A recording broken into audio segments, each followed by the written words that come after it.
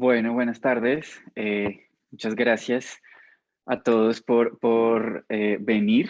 Bueno, no vienen porque están en sus casas, pero por asistir a esta clase abierta de poéticas de la casa.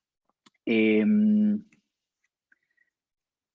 eh, Quiero contarles un poco cómo empecé o cómo llegué como a esta idea de dar esta charla. Bueno, primero, gracias al equipo de comunicaciones que son muy atentos y están con uno media hora antes ahí calmándolo. Muchas gracias a Lucho y muchas gracias a Patricia, la decana de la Facultad de Artes y Humanidades, y a la Facultad de Artes y Humanidades, que también es mi lugar de trabajo, por darme este espacio para hablar de mis cosas ñoñas. Bueno, primero quiero contarles un poco cómo fue que llegué a esta idea de las poéticas de la casa. Lo puse poéticas de la casa, literatura y confinamiento. Creo que vamos a hablar un poco de estas dos ideas, casa y confinamiento.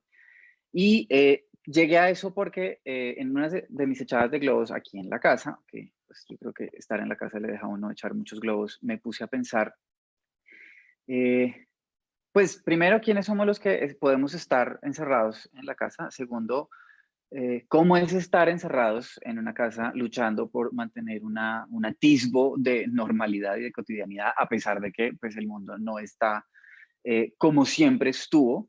Y además, ¿cómo se siente vivir esta particular anticotidianidad desde la seguridad acorazada y cálida y acogedora de nuestras casas? En ese hilo también me quedé pensando, pues como soy literato, como, bueno, ¿qué ha dicho la literatura al respecto? ¿No? ¿Cómo se trata el confinamiento en la literatura? ¿Qué formas hay de confinamiento en la literatura? ¿Qué formas hay de construir casas, ¿no? Como de una manera arquitectónica, pero con lenguaje? Cómo se habla de esta idea del hogar, cómo se habla de esta idea del compartir con la gente que vive con uno, cómo se habla de estar encerrados, y vamos a hablar un poco no solo de estar encerrados en la casa, sino también de estar encerrados en nosotros mismos, que yo creo que es algo que tenemos pues muy vivo en este momento.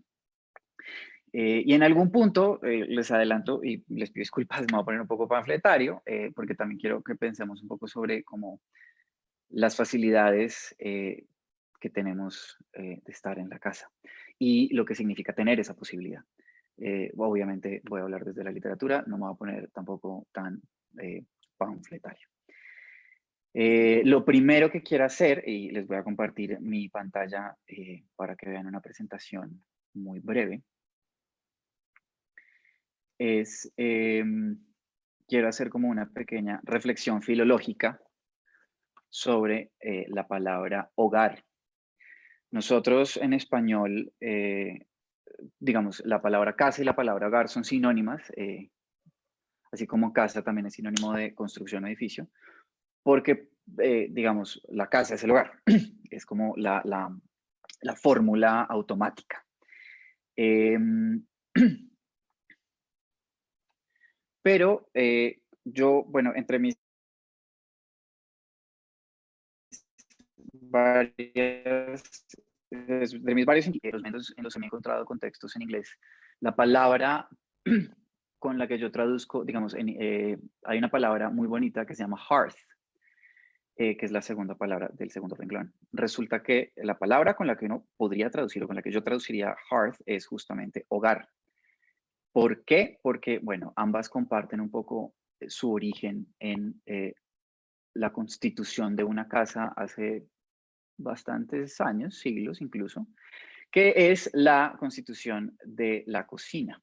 Ahí les muestro un poco, es una imagen un poco más contemporánea, pero cómo sería esta idea del hearth, ¿no? Pensemos en un espacio de una casa en cuyo centro hay una especie de chimenea de fogón donde se cocina, también es donde pues digamos, es un centro de calidez y de reunión porque es donde se come, donde estamos todos sentados con nuestros familiares o donde hubiéramos estado, porque las casas contemporáneas, digamos, han mandado el fogón a una cocina lejos, pero donde en algún punto también, o en casas incluso más tradicionales todavía en Japón pues en Asia, la gente se reúne para comer.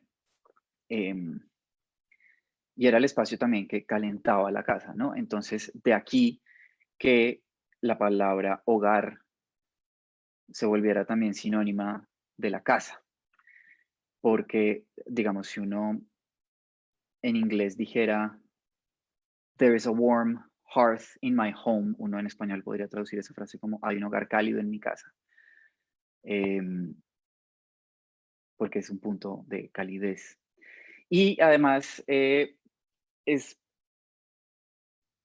sinónimo de hoguera, ¿no? De fogón, de donde cocinamos.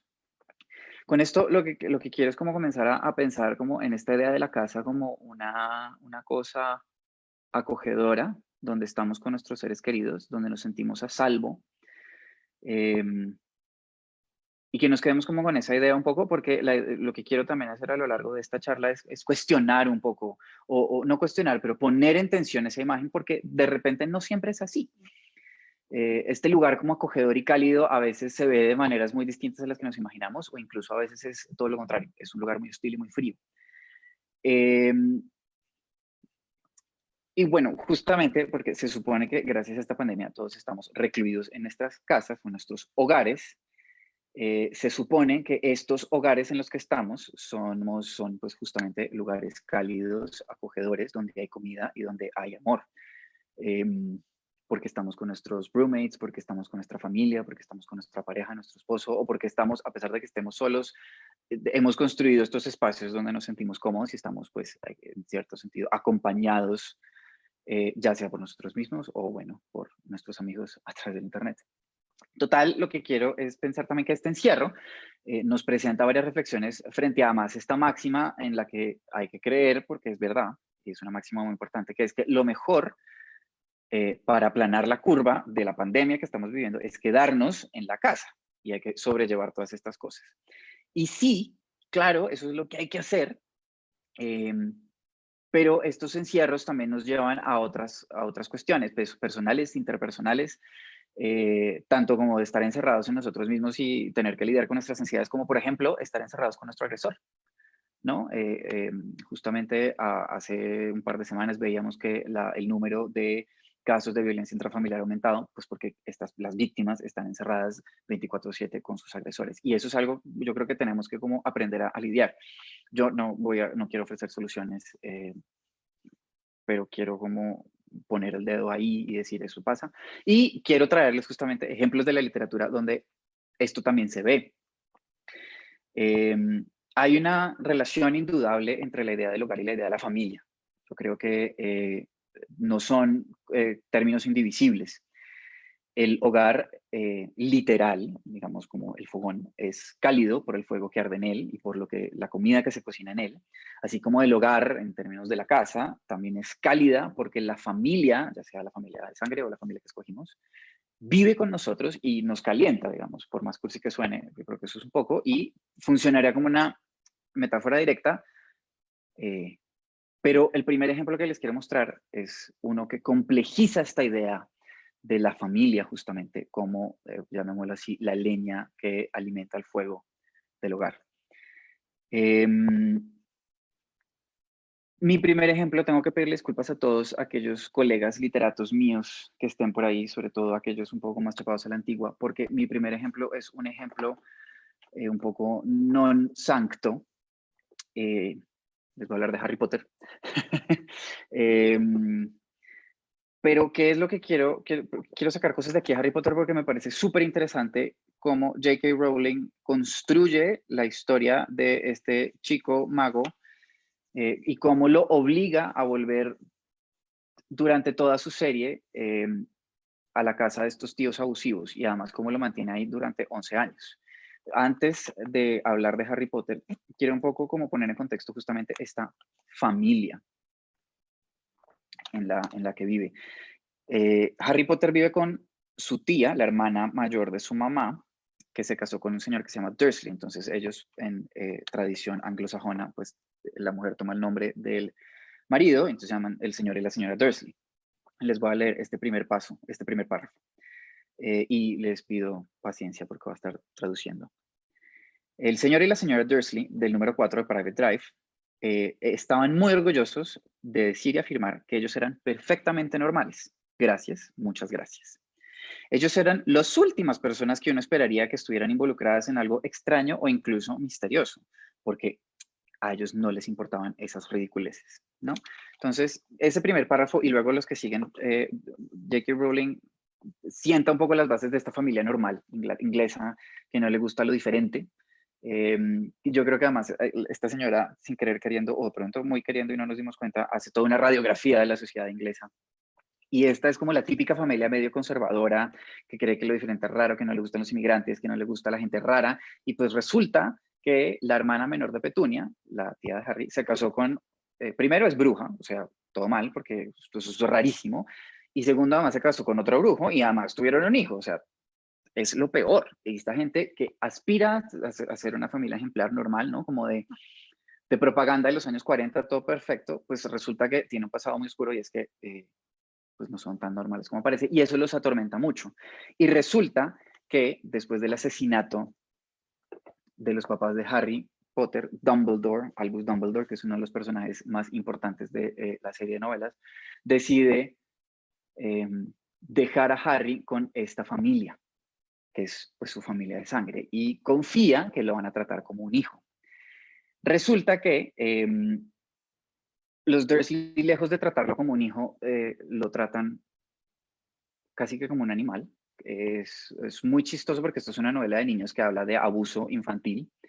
A Harry los primeros 11 años de su vida lo encierran en un cuartico debajo de la escalera y la narración o la voz narradora de Harry Potter nos dice que en ese cuartico, además de herramientas y los 3 o 4 juguetes que le dejan tener a Harry y la ropa arrumada, hay arañas, hay herramientas, hay polvo y él vive y duerme entre todo esto. Y pues uno está leyendo eso a los 11 años y dice, ay no, terrible, pero si uno se pone a pensar, joder, esto es una familia clase media que que tiene toda la capacidad de darle un cuarto a su sobrino y no quiere. Esto es una relación súper abusiva y esta es la familia de Harry Potter. Y en algún punto, cuando yo me releí estos libros hace un par de años, me preguntaba por qué demonios eh, esta persona tiene que volver a una casa abusiva, sobre todo cuando la novela además nos ha introducido a otros lugares mucho más amenos y más seguros emocionalmente, eh, porque tiene que volver allá. Resulta que la respuesta nos la da el mismo Albus Dumbledore al principio del sexto libro, eh, porque resulta que por el lazo de sangre que tiene Petunia con Harry y con la mamá de Harry, hay un hechizo que los protege, digamos, del mal. Voy a leerles un extracto. Albus Dumbledore va a recoger a Harry al principio del libro para llevárselo, porque pues van a vivir muchas aventuras, como suele pasar en estas series. Y lo primero que hace es decirles a los Dursley como, hey, yo qué les pedí y ustedes qué demonios hicieron. Como un poco cuestionando ese modelo de familia, este modelo de abuso. Y sobre todo explicando finalmente, después de 6 libros, y son solo 7, bueno, son 7, pero hasta el sexto nos centramos porque explicándoles por qué Harry el próximo año tiene que volver a estar un ratito con su tía. Nuevamente les voy a traducir y les pido que me tengan paciencia porque son un par de páginas. Bueno, habla Dumbledore. Como ustedes ya saben, el mago llamado Lord Voldemort ha vuelto a este país. La comunidad de magos está en un momento de guerra y Harry, a quien el señor Voldemort ha intentado matar en numerosas ocasiones, está aún en más peligro que en el que estaba cuando lo dejé en esta casa.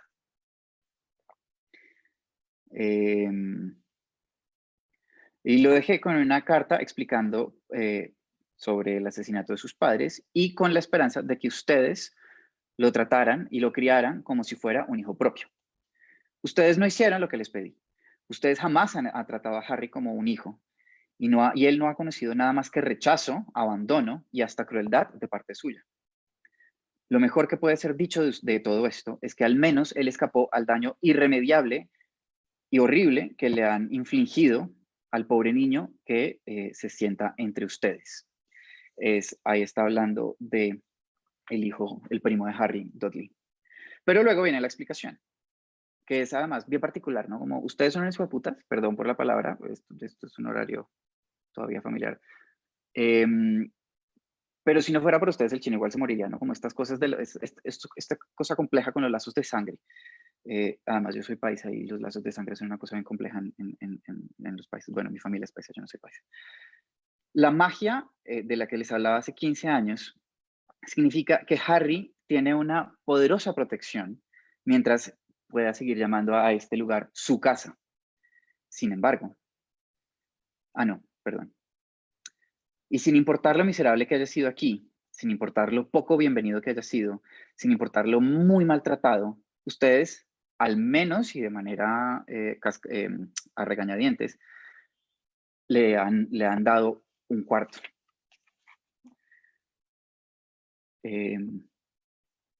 Y bueno, esto luego sigue explicando por qué eso es un lazo de sangre con la tía. Y entonces pensemos un poco aquí como ese lazo de sangre que representa formar un hogar, pero que ese hogar tenga todo menos calidez, ¿no? Perdón nuevamente por haber empezado con Harry Potter. Yo ya por ahí vi un mensaje de una colega que me está diciendo por qué demonios estás leyendo Harry Potter. Eso no es literatura. Pero me parece que es una construcción súper interesante de cómo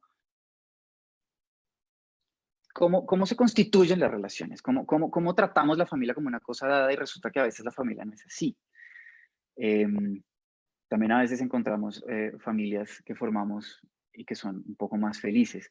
En el caso de Harry, la familia de su mejor amigo, que cuando va y se da cuenta que es un chiquero horrible, pero pues, está lleno de amor, dice, prefiero vivir acá que en la casa de mis tíos. Pero bueno, voy a dejar eso ahí. Creo que en varios momentos voy a dejar un poco las cosas sueltas. También un poco como para que pensemos, de pronto más tarde charlemos, y voy a moverme ahora sí, a cosas un poco más literarias y poéticas. Quiero hablarles es mi poeta, bueno, sí, es mi poeta favorita en cierto sentido, y es una poeta que he trabajado mucho en los últimos años, que se llama Adilia López, una poeta portuguesa. Hice una tesis de ella, saqué un libro y un par de artículos. Y he hablado mucho de ella, entonces para los que me han escuchado hablar de ella, les pido perdón, les va a tocar aguantarse un poco más. Pero quiero hablar de ella porque ella trata mucho estos temas, sobre todo de la casa, del encierro y de la espera. Quiero hablar al principio de todo y muy brevemente sobre un par de poemas de un poemario que se llama Cábala y Amor en alemán, Kabale und Liebe, que cuenta la historia no cuenta la historia, se apropia de la historia de una monja portuguesa que se llama Mariana Alcoforado.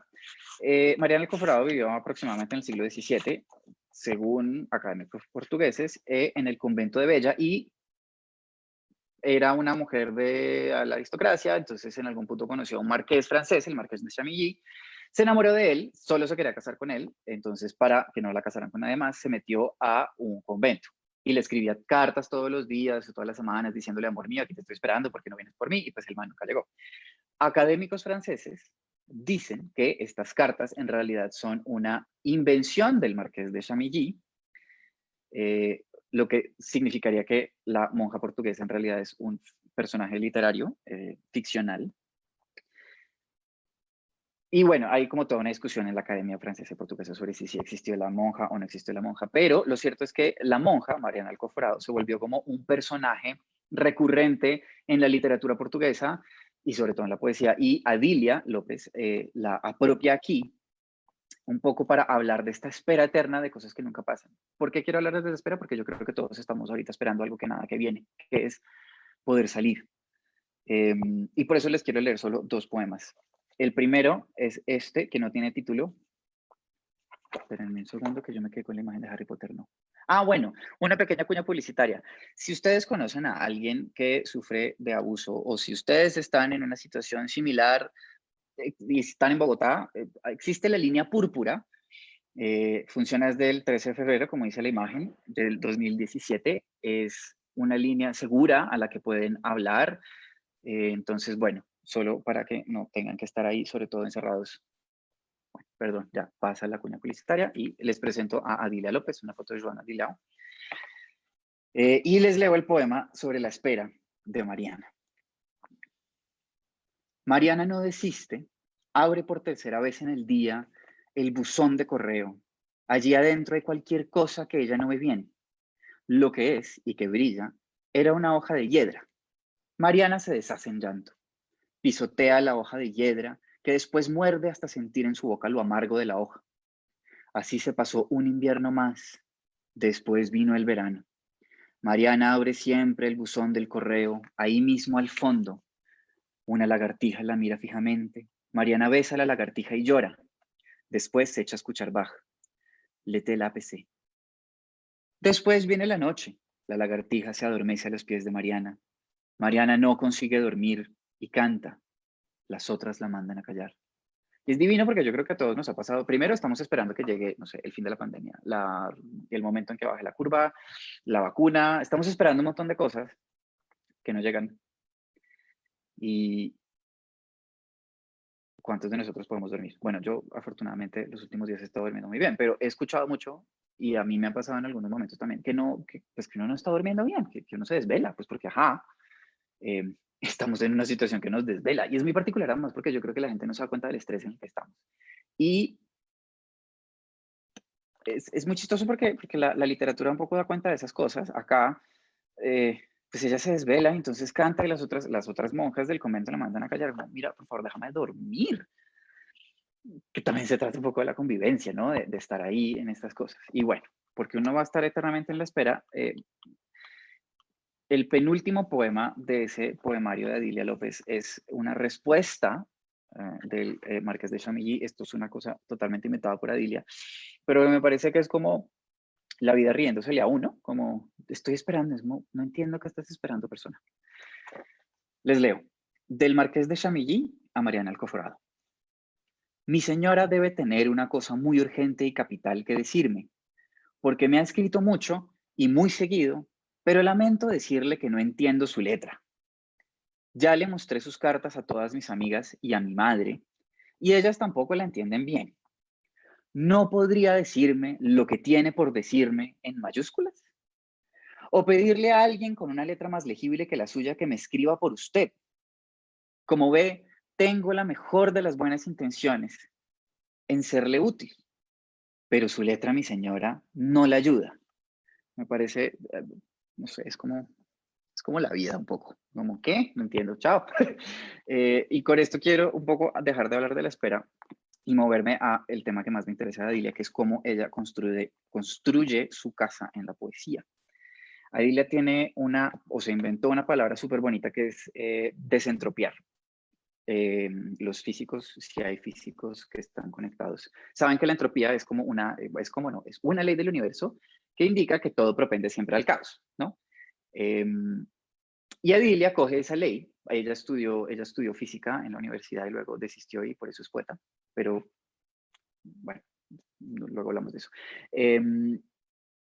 Y ella coge esa ley y la aplica a la casa, que yo creo que además todos nos vamos a sentir identificados. Ella dice, hay que desentropiar la casa, hay que organizar la casa, a pesar de que el desorden es inevitable, ¿sí? A pesar de que los platos que estamos lavando todos los días van a volverse a ensuciar y el polvo va a volver a caer al suelo, hay que hacer eso para organizarse un poquito en la vida. Y ella comienza como con esta figura para hablar luego les cuento un poco más de cómo en realidad es aparentemente la casa de Adilia López, que también, bueno, Adilia es un personaje que la escritora crea alrededor de sí para hablar un poco de esta vida que lleva, pero que también es un poco ficcional. Bueno, es discusiones un poco más metaliterarias. Y este poema que les quiero leer se llama Alabanza de la basura. Alabanza de la basura. Para Amra Alierovich. Bueno, perdón, apellido extranjero. Es necesario desentropiar la casa todos los días para posponer el caos. La poetisa es la señora del servicio, arregla el poema como arregla la casa, porque la entropía amenaza como terremoto cada día. Hoy nos da el polvo y el amor, como el poema, se hacen en el día a día. El pan se come o se arroja envuelto. Una paloma puede visitar la basura. El poema desentropía, el polvo se deposita en el poema. El poema cantaba el amor. Gracias al amor y al poema, el rompecabezas que yo era se resolvió. Pero es preciso agradecer al polvo, el polvo que se vuelve libro, ilegible como el tigre. El amor no se gasta, los libros sí.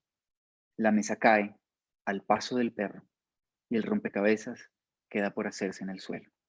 No como ella también en este poema hace una cosa súper interesante que es coger, bueno, esta idea de que la poeta o la poetisa, porque ella se autodenomina a sí misma poetisa, em, es como una señora del servicio que la señora del servicio recoge el polvo y arregla la casa y la poeta, la poetisa recoge el polvo y los escombros y el desorden de su cabeza y los vuelve un poema. Que también habla mucho un poco del cuerpo, de ser uno mismo, bueno, de ser uno mismo, olviden eso, que suena horrible. Pero habla un poco cómo uno tiene que organizarse un poco en la cabeza para no enloquecerse y cómo también, digamos, me pasa sobre todo en la casa, cómo hay que organizar la cocina porque si no de repente uno se va enloqueciendo y cuando la cocina está organizada uno como que siente una paz mental. Es una cosa similar, pero además en un sentido muy literario, porque además no es solo la casa, sino también en su cabeza. Para seguir con esta construcción que ella hace de su casa, quiero leerles, ya en este sentido, un poco más la casa arquitectónica, el edificio donde ella vive. Quiero leerles este poema que se titula justamente Esta casa, que se refiere al edificio, no una casa, digamos, familiar, sino a un edificio con varios apartamentos. Esta casa fue construida en 1888, año del nacimiento de Fernando Pessoa, año de la publicación de Los Mayas. Azulejos azules y marrones de la fachada, también en la ventana del baño. El arrendador se llama Pompilio. Siempre buenos vecinos, y ahora tantos bebés. Vivo aquí hace 54 años. Nací en una clínica cercana. Siempre he vivido aquí. Mis abuelos se mudaron a este piso en 1916. Geranios en las materas de la terraza, ropa escurriendo, patio con gallinero, conejos, gallinas, pato, tortuga, casas que son pequeños palacios lisboetas, frescas en verano, calientes en invierno, maravillosas, mágicas casas inteligentes, techos altos con adornos, muchos cuartos con muchas puertas, un corredor grande. Se bailaba el Grand Chien, la panadería cerca con la señora Nazaré, el café cerca con el señor Manuel, dos grandes portugueses, álamos y cerezos en la calle. Antes eran acacias. Entonces, aquí Adilia nos comienza como un poco a construir este espacio en el que ella habita y del que además no sale. Vamos a ver un poco más de eso.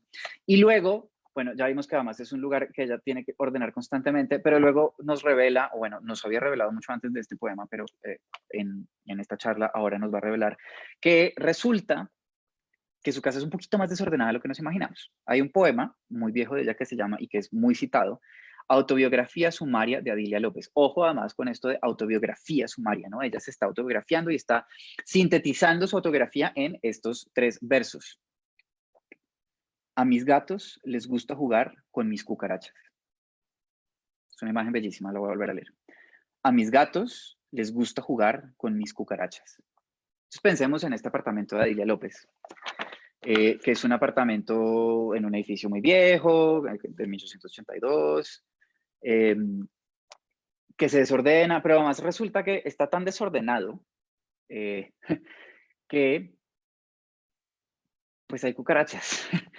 La gente que ha ido al apartamento de Adilia aparentemente puede dar fe de eso. El apartamento de Adilia es un poco desorganizado, pero también la gente que ha ido siente que Adilia está muy a gusto allí y se siente como una suerte de calidez en el desorden. Para contraponernos un poco a la familia perfecta de los Dursley, por ejemplo, eso es un salto que se me acaba de ocurrir. Miren esta casa que está tan desorganizada, pero que aparentemente es fuente de una gran felicidad. Adilia dejó de salir de su barrio hace unos años y en el 2018 publicó un poemario cuyo título es Estar en casa. Voy a compartir un segundo, voy a dejar de compartirles mi pantalla un segundo para mostrarles la portada, Estar en casa. Entonces, quiero que vean, eso es un arrume de cosas. Y cuando ya estaba haciendo la presentación pensé en usar esta portada, pero los objetos, a pesar de que es un arrume, de todas maneras están como muy organizaditos. Miren, aquí las cosas chiquitas, aquí como cosas más medianas, para acá cosas un poco más grandes y oscuras, aquí peluchitos, y pues no, resulta que así no es Adilia. Por eso es que usé la foto que tenemos aquí y que les vuelvo a mostrar.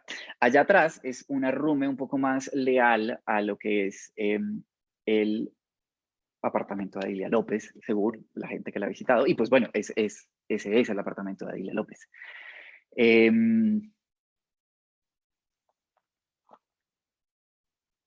Y bueno, al poemario, de todas formas, volviendo un poco a esta idea, es el lugar donde ella se siente a gusto.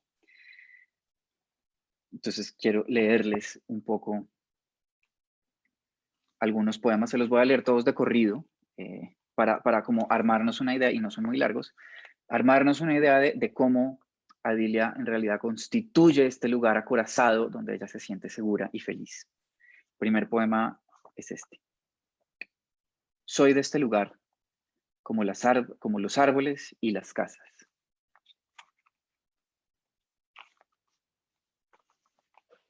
Este tiene título. El abismo dentro de casa. Y acuérdense que este es el edificio, ¿no? En el medio de la casa había un pozo sin fondo, pero no había peligro alguno, porque allí no vivía nadie y nadie iba allí.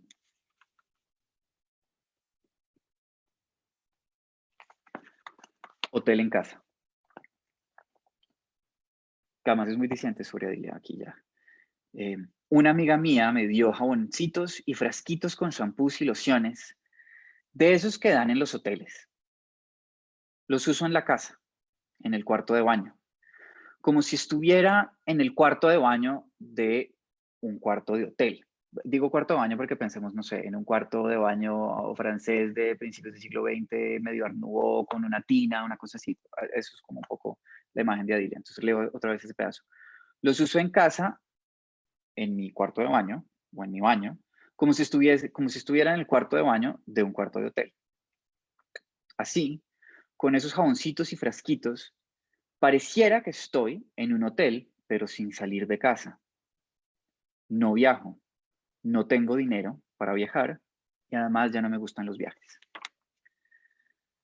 Y luego el último de este poemario,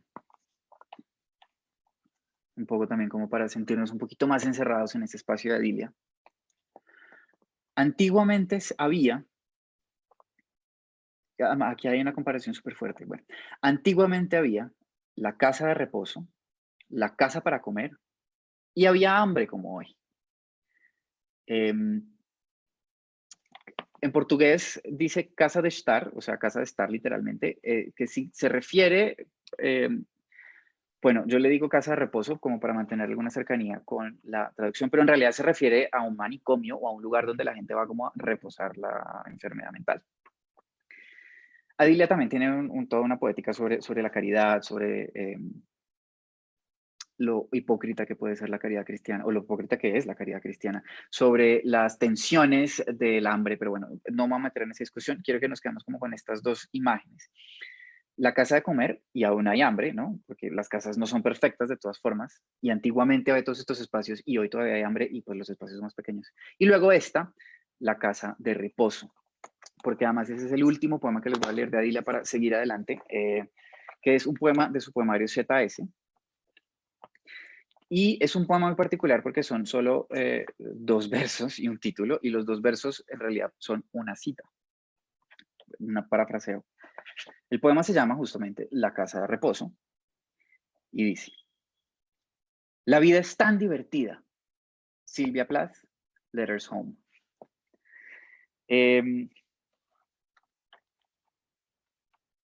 Igual que Silvia Plath, de la cual vamos a hablar ya en un momento, Adilia ha frecuentado alrededor de su vida, o pues María José Diana Fidalgo de Oliveira, que es el verdadero nombre de Adilia López, ha frecuentado mucho psiquiatras porque pues la diagnosticaron hace mucho tiempo con depresión clínica y bueno, con un montón de cosas. Y ella tomó un interés muy grande sobre esto y escribió muchísimos poemas muy sarcásticos sobre esto. Y este poema en particular me parece muy chévere porque la conecta ella con pues, nuestra siguiente poeta. Y además ella parafrasea una cosa, hablando, que es cuando Silvia Plath habla sobre su estancia en el Hospital Psiquiátrico McLean en Melbourne, Massachusetts, en 1953, donde estuvo internada unos meses y luego salió y luego, bueno, la internaron por intentar suicidarse, salió, y luego a los pocos días de escribir la carta de la que quiero hablarles, volvió a intentar suicidarse. Adilia dice en su parafraseo, o yo digo que es un parafraseo, importante aclararlo, que la vida es muy divertida, ¿no? Y lo dice desde La casa de reposo, que es el título del poema, de Adilia. Yo creo que Adilia está parafraseando una carta que le escribió a Myron Lotz, un amigo, el 18 de agosto de 1953, pocos días o un par de semanas o una semana antes de su siguiente intento de suicidio. Silvia Plath tuvo varios. Y en esa carta dice la siguiente frase: Life here has been very placid. La vida aquí ha sido muy placentera. Y con esto quiero como seguir con el tema de ahora un poco hablar del confinamiento, no solo un poco el confinamiento en lugares de confinamiento, como un manicomio o un hospital psiquiátrico, sino también el confinamiento en el que al que estamos sometidos todos, metidos en nuestras casas y metidos en nuestras propias cabezas. Sobre todo si alguno de ustedes es como yo, que se la pasa echando ahí, bueno, eso puede en algún punto robarnos la calma. Y justamente quería leerles ese segundo y último párrafo de Silvia Plath, porque aunque yo no estoy tan de acuerdo en leer la literatura bueno, no estoy de acuerdo con leer la literatura de los autores desde las biografías, me parece que esta carta es súper interesante para hablar del poemario al que les quiero presentar ahorita. Comienzo. La vida aquí ha sido súper placentera. Tuve que renunciar a la idea de ir al colegio, perdón, veamos esta ilustración del poemario. Tuve que renunciar a la idea de ir al colegio de verano este año porque la vida en casa demandaba mucha atención. El doctor me ordenó quedarme en casa y descansar, ojo, quedarme en casa y descansar. Y además he aprovechado para ayudar mucho con los deberes de casa. Todos conocemos eso. He visitado también Cambridge de vez en cuando, eso no lo podemos hacer nosotros porque estamos en cuarentenados. Y ojo, aquí me muero un poco de la envidia. Dice lo siguiente, y pues me he dado algunos viajes a la playa. Bueno, nosotros quién sabe cuándo podremos volver a la playa. Pero eso no es lo importante, sino lo que viene. Bueno, esa primera frase, la vida ha sido muy plácida. Y luego esto. Nadar en agua salada me fascina. Incluso si lo tengo que hacer con cuidado, porque mis senos paranasales están delicados y no puedo hundirme debajo del agua. Ojo, a ella le estaban haciendo terapias de choque, ¿no? Como, ¡prah! Entonces sangraba, y entonces está acá mal de la nariz porque está lastimada, ¿no? Y casual, ella lo pone en una cartica así como, no puedo, mis senos paranasales, ay, la nariz. Y bueno, eso es todo lo que les quería leer. Silvia Plath es una mujer que yo creo que por todas estas vivencias carga su poesía de un desarraigo no solo sobre su casa, porque ella es inglesa, pero vive en Estados Unidos, sino también un desarraigo de su propio cuerpo, de sentir que su cuerpo pues no le da, ¿no? Yo escribí aquí un par de ideas, como pensar un poco en la poesía de Silvia Plath como, por un lado, el cuerpo enfermo con el que tengo que vivir el resto de mi vida, que además también es mi casa en cierto sentido, o el cuerpo incapaz, ya vamos a ver ese pedazo, el cuerpo que no puede hacer cosas.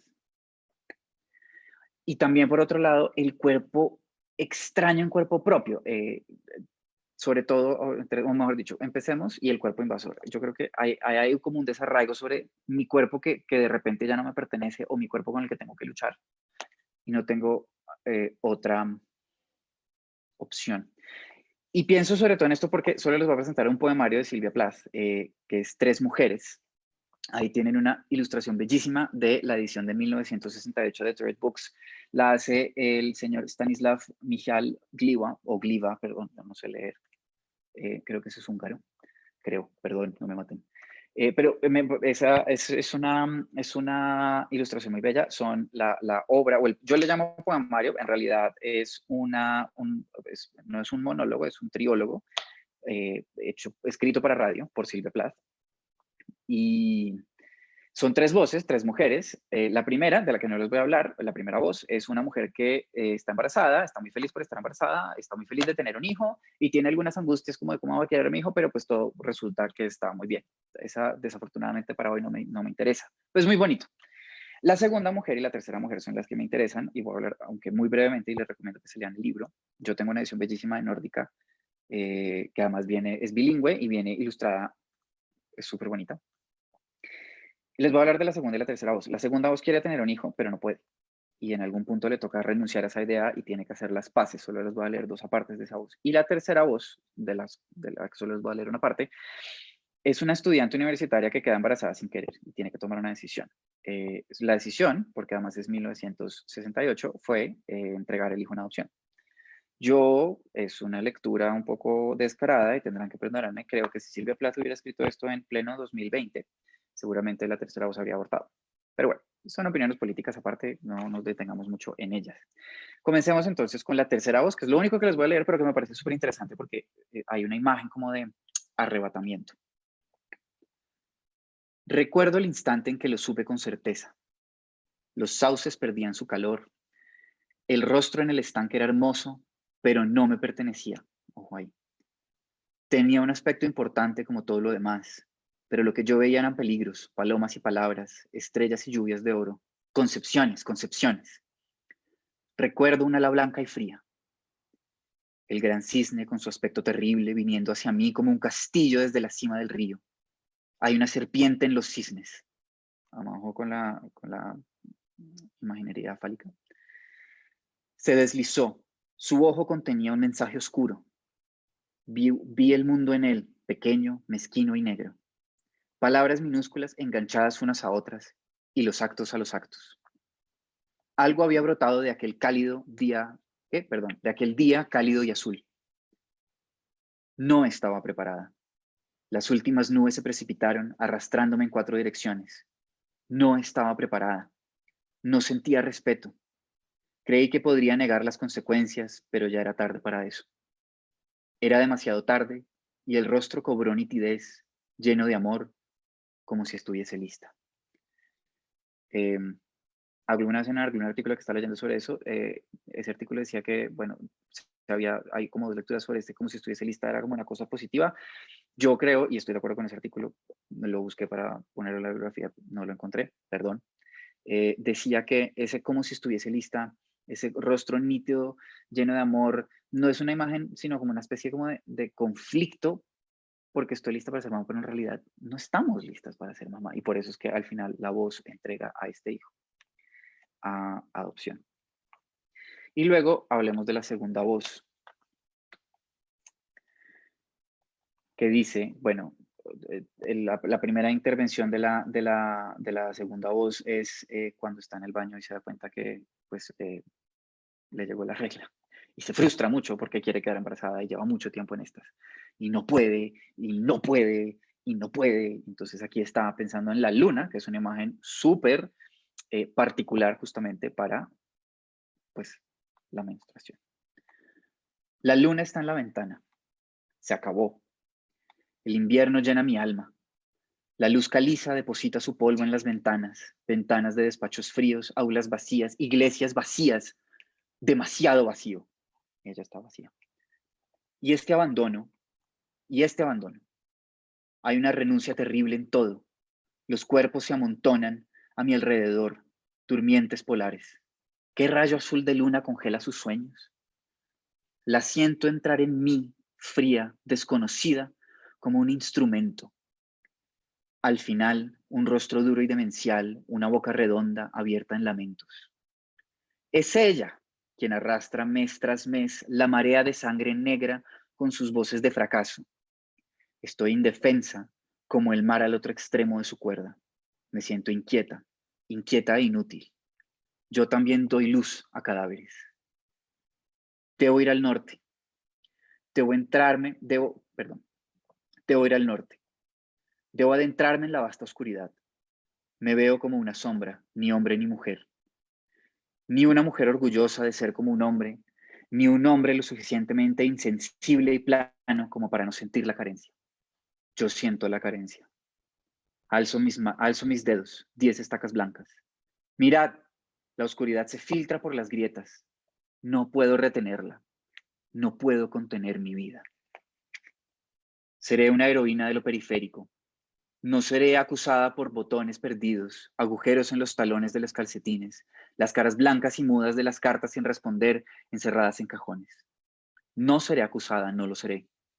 El reloj no encontrará mi carencia, ni tampoco las estrellas que sostienen un abismo tras otro.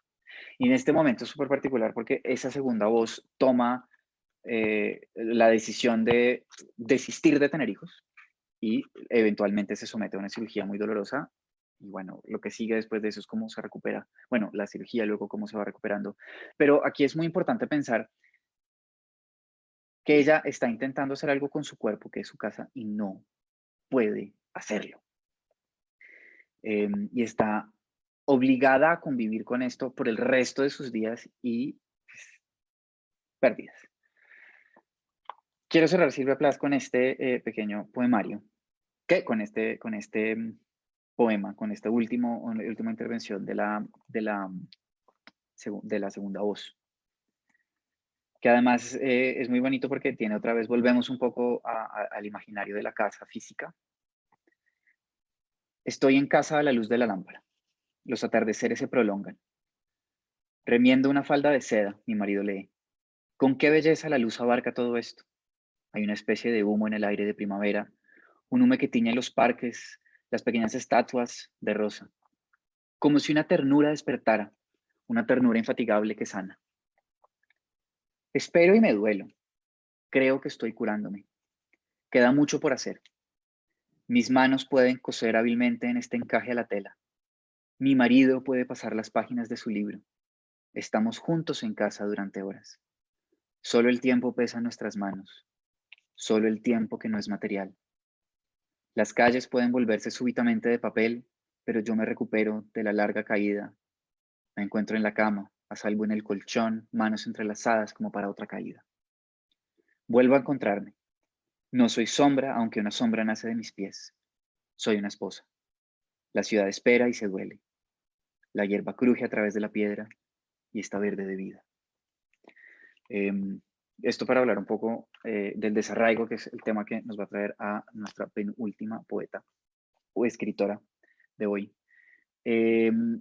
Porque como les decía, en Silvia Plath hay una especie como de estar encerrados en el cuerpo y estar encerrados en los espacios a los que el cuerpo nos confina. En el caso de Silvia Plath es estos manicomios, en el caso de estas tres voces son los hospitales y la casa. Y esta segunda voz, cuando llegas, es el último espacio o el último acto, digámoslo así, del libro. Ella está en su casa, está tranquila y cree que se está curando, pero igual todavía hay un dolor, todavía hay una frustración. La ciudad sigue su vida, las cosas se quiebran, pero ella poco a poco está en la casa y puede como encontrar un poco de paz y reconfortarse, un poco a pesar también de este dolor de su cuerpo. Con esta idea del desarraigo, aunque de una forma muy sencilla, quiero seguir con una poeta contemporánea, muy contemporánea. Las otras eran, bueno, Adilia también es contemporánea, para que no, ella sigue escribiendo. De pronto, bueno, en realidad la única que nació contemporánea es Silvia Plath. Mentiras, perdón. Y bueno, la poeta de la que les voy a hablar es una poeta joven, muy joven. Se ganó el premio luego de la creación en 2015 o 2014. Y escribe, bueno, ella tiene 3 poemarios, solo les voy a leer poemas de uno, que se llama Contratono. Les hablo de María Gómez Lara, que esto es un poco, hay un conflicto de intereses porque también María Gómez Lara resulta que es amiga mía. Pero bueno, independientemente de eso, me parece una muy buena poeta. Y la ilustración es la carátula de su nuevo poemario, El lugar de las palabras. Perdón, ahí puse el lugar del lenguaje, eso es falso, es el lugar de las palabras. No les voy a leer nada del lugar de las palabras porque desafortunadamente aún no lo tengo, pero me parece que igual es súper descriptivo como de la poética de María, entre muchas otras cosas. Y yo les quiero hablar del desarraigo de María, ya no como una persona que está obligada a convivir en su cuerpo y no puede, porque hay como una especie de destierro de mi propio cuerpo en Silvia Plath, sino como una persona que está condenada a errar, no porque María haya estado condenada a errar, sino porque su poética está atravesada un poco por esta idea de la errancia, del no tener casa, del no tener tierra, del no tener patria. El primer poema que les quiero leer se me perdió, acá está, se llama Piedras. Bueno, lo voy a leer y luego hablamos un poquito de él. Piedras. Primero, con mi llorar las piedras se enternecen. Garcilaso de la Vega. Diría que saben del dolor, lo han oído en los zapatos de la gente, tras los pasos que olvidaron regresar, cuando las... Perdón, no, voy a empezar otra vez porque me distraje. Diría que saben del dolor, Lo han oído en los zapatos de la gente tras los pasos que olvidaron regresar. Cuando las recogen, las piedras se enternecen, se hacen blandas en las manos. Comprenden el tacto deshecho de quien ya no toca. Segundo, son de piedra los hombres, son hijos de la roca. Juan Liscano. Todos perdimos el camino. Por eso, ahora las piedras nos reciben, para nosotros se hacen aire, y a nosotros, los errantes, nos dejan llamarlas tierra. Que es, bueno, es una cosa súper de imagen, de metáfora, ¿no? Pero esta idea de que no tengo una patria, entonces recojo piedras en la calle para llamarlas patria, para llamarlas mi tierra. Y luego el otro sobre el desarraigo que les quería leer es Contratono, que es el título del libro también, pues del poemario. Contratono. Único tono, el agua contra el agua. Blanca Varela. Aprendimos a despertar en medio de la noche con el ruido del agua. Conocíamos la errancia de hace años. Nuestro sueño era frágil. Los ojos entrecerrados, casi abiertos, dormíamos como quien vela. Atentos al derrumbe, las manos en la cabeza, por si los escombros y los pies alzados. No, perdón. Puedo volver a empezar porque hice mal el encabalgamiento. Aprendimos a despertar en medio de la noche, con el ruido del agua. Conocíamos la errancia de hace años. Nuestro sueño era frágil. Los ojos entrecerrados, casi abiertos, dormíamos como quien vela. Atentos al derrumbe, las manos en la cabeza por si los escombros, y los pies alzados ya para correr. Pero una madrugada gota a gota lo intuimos. Oímos resonar el nuevo escape. Algo nos cantaba en contratono, que esta vez huir sería quedarse. Estos dos poemas los traigo un poco para hablar de manera muy cursi sobre cómo para unos no hay escampadero y para otros, y yo me incluyo en ese otros, y creo que muchos de ustedes también, huir en este caso fue quedarse en la casa. Que son imágenes muy bellas, un poco desgarradoras, como dije, no quiero dar ningún juicio de valor sobre como un poco la situación de no poder tener casa en este momento donde es súper necesario tener casa. Y ahorita cuando me ponga panfletario voy a hablar un poco más de ese tema, pero voy a tener a Virginia Woolf, les boto la cuña para soportarme. Y me gustan mucho estos dos poemas porque, digamos, aunque María escribió este poema Contratono pensando en que huir de una situación distintísima a nuestra pandemia, yo creo que nos aplica mucho, ¿no?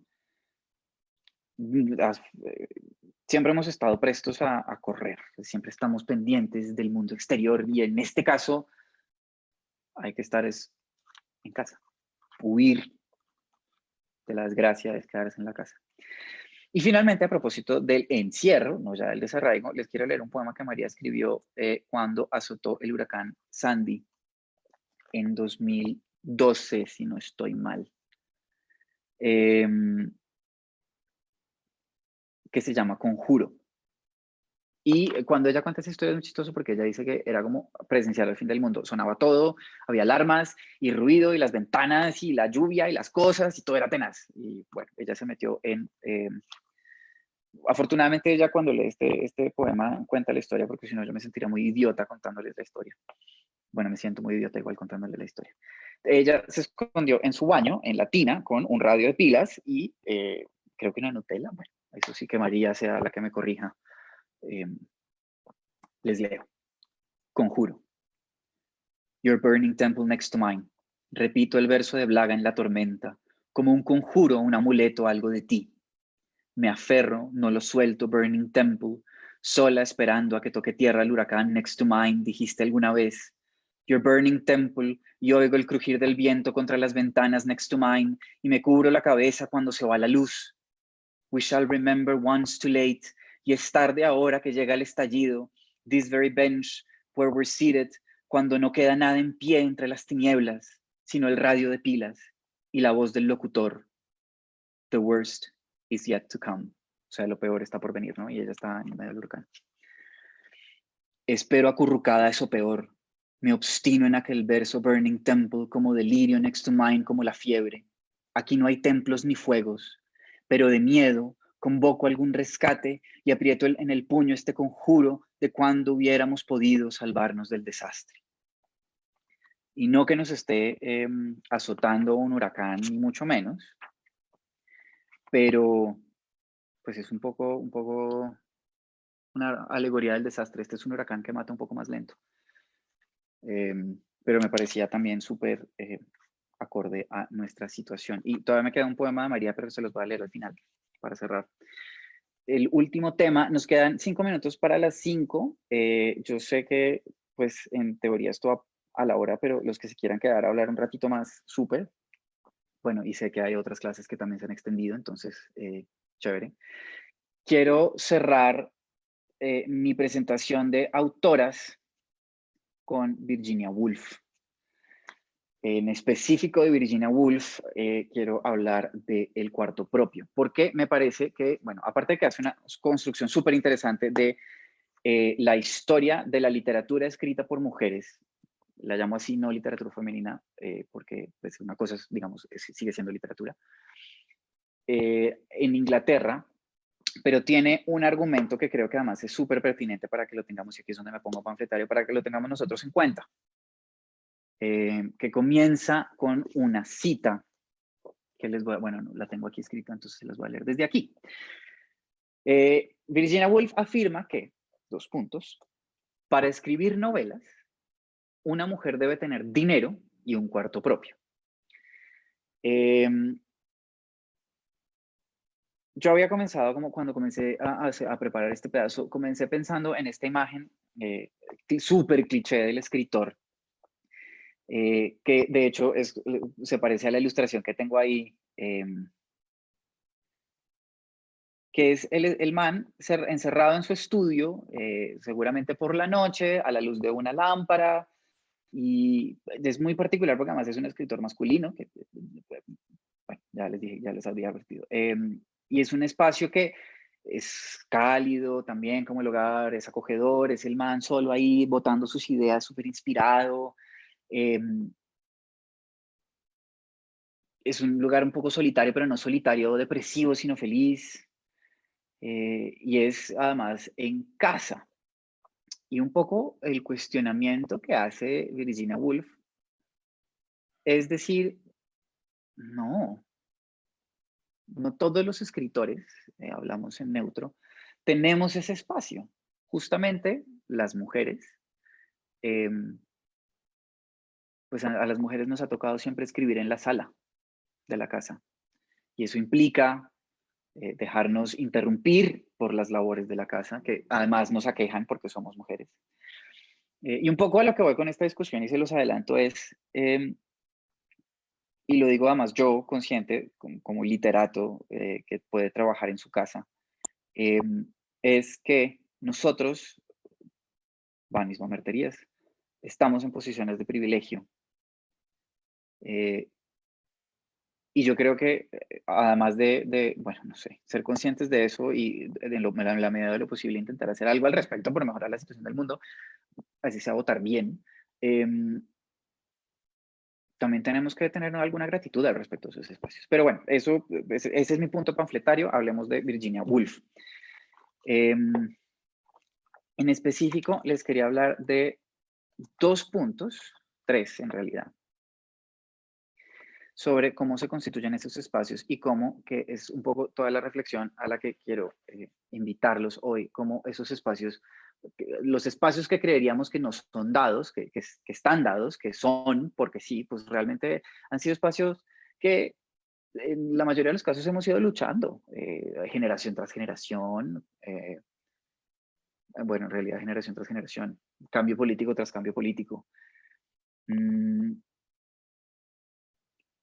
Y que es justamente ese reconocimiento máximo que hace ella cuando dice, para escribir novelas, una mujer debe tener dinero y un cuarto propio. Además, yo creo que ya de por sí para escribir novelas, cualquier persona debe tener dinero.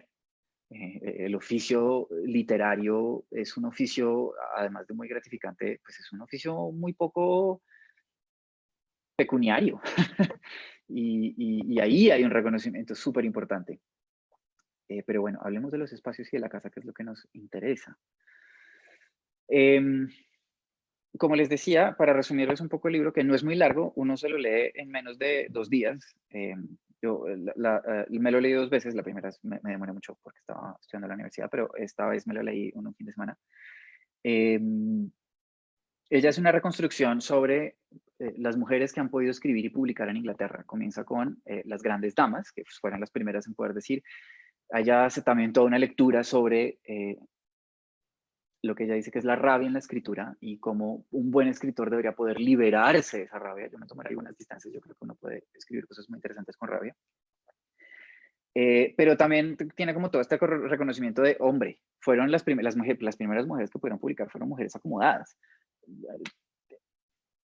Y gracias a ellas es que hoy, bueno, hoy en 1928 pudimos reunir 30.000 libras para montar una universidad de mujeres. 30.000 libras, pues para una universidad no era nada tampoco. Y en toda esta reconstrucción, ella en algún momento se inventa una historia que yo creo que muchos han oído y no saben que es de ella, que es la historia de la hermana de Shakespeare. La hermana de Shakespeare, si no recuerdo mal, se llama Ingrid. Bueno, o más bien Virginia Woolf le pone Ingrid. Y resulta que Ingrid, igual que su hermano, también tiene una inclinación por las letras y por el teatro. También quiere irse a estudiar a Oxford, pero pues el papá, temiendo la situación de una mujer estudiando letras y yendo a la universidad y además siendo teatrera, que pues, ni que fueras puta, cariño, pues no la deja. Él le dice, no, cariño, lo mejor, lo mejor para tu vida es que te cases. Entonces ella, ni corta ni perezosa y con el mismo genio de su hermano, pues decide, no señores, yo voy a seguir el mismo camino de mi hermano y se escapa de la casa. Y llega a tocarle la puerta al dueño del teatro donde actuaba su hermano, y el man se le ríe en la cara y le dice, pues no, aquí no contratamos mujeres, las mujeres no pueden actuar.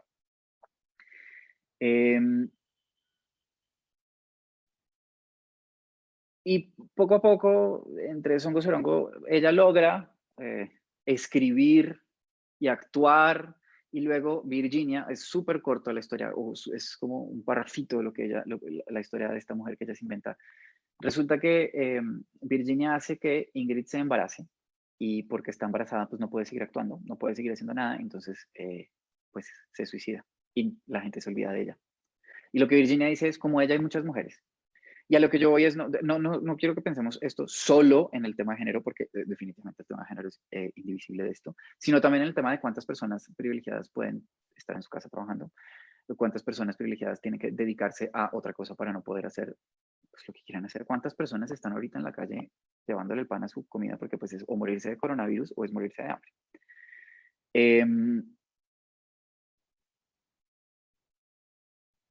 Un poco pero también para que pensemos que estamos en casa porque podemos estar. Aquí también hay toda una reflexión de los espacios de producción a los que estamos confinados. Esta mañana en una reunión de mi oficina, uno de los comentarios fue como decir, nosotros en nuestro trabajo de oficina tenemos la fortuna de no tener que ir a la universidad y si podemos seguir así un buen tiempo, vamos a seguir así porque eso es propender por la seguridad de todos. Uno cree que los espacios de producción están dados, que nosotros los que trabajamos en las oficinas pues podemos seguir teletrabajando desde la casa y pues resulta que no. Pero bueno, nuevamente estoy entremezclando mucho esto porque me pone a pensar mucho sobre la situación de ahorita. Y quería en realidad leerles esta mención que hace, bueno, quería leerles 2 cosas, ya les había dicho. Esta mención que hace Virginia sobre el cuarto propio y luego otra que es un poco más abierta ya para terminar. Leo. Pero para las mujeres, pensé, mirando los anaqueles, no mentiras, leamos desde un poquito antes.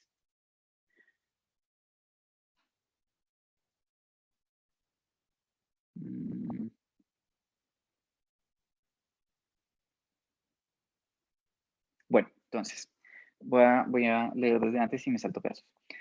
Y se deduce de esta enorme literatura moderna que escribir una obra de genio es casi siempre una proeza de prodigiosa dificultad, como escribir novelas es una cuestión de genio y punto, que se está cuestionando eso.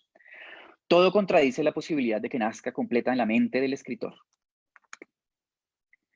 ¿Qué? No, pero sí. Y se deduce de esta enorme literatura moderna que escribir una obra de genio es casi siempre una proeza de prodigiosa dificultad. Todo contradice la posibilidad de que nazca completa la obra en la mente del escritor. Generalmente, que eso ahí viene todo su argumento, las circunstancias materiales le están en contra. Si no hay plata, ¿cómo escribes? El mundo no pide a las personas que escriban poemas y novelas e historias. No los precisa, ¿no? Un poco también como que es lo que necesitamos ahorita, curarnos del coronavirus. Pero bueno, después resulta que la literatura sí es necesaria. Al mundo no le importa que Flaubert encuentre la palabra justa o que Carlyle verifique escrupulosamente los hechos. Claro, no paga lo que no precisa. Y así, el escritor sufre, sobre todo en los años creadores de la juventud, toda clase de distracción y descorazonamiento. Una imprecación, un grito de agonía surge de esos libros de análisis y de confesión. Grandes poetas muertos en su miseria. Tal es el leitmotiv de su canto. Si a pesar de todo algo resulta, es un milagro. Y probablemente ningún libro nace íntegro, válido, como fue concebido. Y esto solo los escritores hombres. Pero para las mujeres, pensé, mirando los anaqueles vacíos, esas dificultades han sido infinitamente más formidables. En primer lugar, tener un cuarto propio, de un cuarto quieto o de un cuarto a prueba de ruido, ojo, ni hablemos, eso no es una posibilidad. Era de todo punto imposible, salvo que sus padres fueran excepcionalmente ricos o nobilísimos, hasta principios del siglo XIX, que si nos ponemos a pensar en términos de tiempo, eso es ayer. Las dificultades materiales eran enormes y las inmateriales aún peores. Sigo muy panfletario, pero nuevamente, todo esto es para que pensemos cómo, digamos, este cuarto propio, esta casa en la que estamos sentados, no se limita solo al espacio físico, digamos, de donde estamos viviendo, sino también a la capacidad de producir esos espacios, no solo, digamos, de producir nuestra casa en el lugar donde trabajamos, en nuestra familia, en las casas de nuestros amigos, en el momento en que vamos a la biblioteca. ¿Saben cómo podemos reproducir esa misma espacialidad segura que nos protege, que nos da el espacio para comer, el espacio para estar con nuestros seres queridos, el espacio para escribir? Lo podemos repetir en varios lugares. Y para cerrar Virginia Woolf y para, digamos, como preámbulo, como para cerrar todo esto, quería leerles, me pasé una cita muy bella de Virginia, que habla un poco como de la función de la literatura en la vida.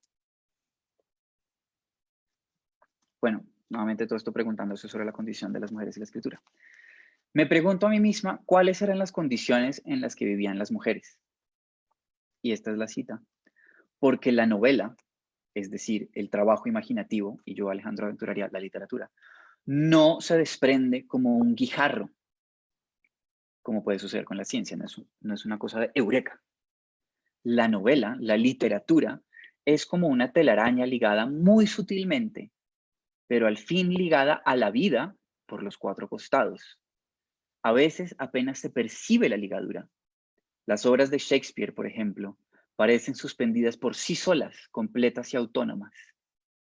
Pero basta tirar de la telaraña en los bordes o desgarrar el centro para encontrar que esas telas no han sido tejidas en el aire por seres incorpóreos, sino que son el trabajo de criaturas dolientes y que están ligadas a cosas burdamente materiales como la salud y el dinero y las casas en que vivimos.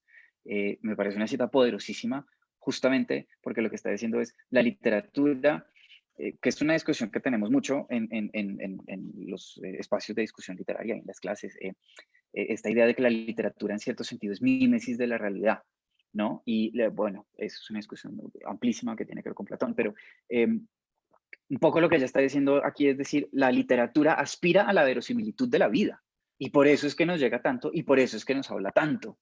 Y por eso es que escogí un poco todos estos ejemplos como para hablar desde distintos puntos sobre lo que es estar encerrados en nuestras casas, lo que es no poder estar incluso en nuestras casas para aquellos que vivan algún desarraigo. Pero quería igual terminar con un poema esperanzador. como para que no perdamos la esperanza y sepamos que en algún momento vamos a poder movernos, ¿no? Que es este poema de María Gómez Lara, se llama Antiquietud. Y lo uso como para que lo pensemos como en ese momento que vamos a poder abrir las puertas de nuestras casas y vamos a poder salir. También teniendo en cuenta que no va a ser el mismo mundo al que vamos a poder salir. El poema se llama Antiquietud. Y puede que la vida nos inquiete, pues quedamos aquí tan de la tierra, anclados en el suelo materiales, llevados por el tacto como a tientas. Luego nos deshacemos, nuestra miseria es ínfima, es de arena, caemos como piedras contra el río. Y como era ser polvo, piel o huesos, después nos recogemos precarios, deslucidos, cubriéndonos de aire o de ceniza. Salimos a la calle, despacio, a pesar de estar pausados casi, hechos reposo. Negamos la quietud, nos tropezamos. Un paso, luego otro, el pavimento. Andamos en puntillas y de tanto no estar, vamos estando. Bueno, eso era lo que les traía yo para hoy. No sé si queramos hacer de pronto una sesión de preguntas. Veo que escribieron mucho en el chat. Yo lo miré.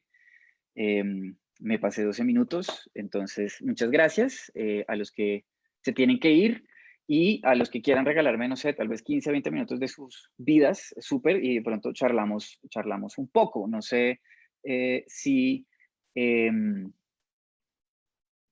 pronto recogemos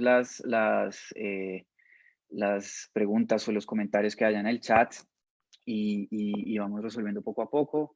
A ver.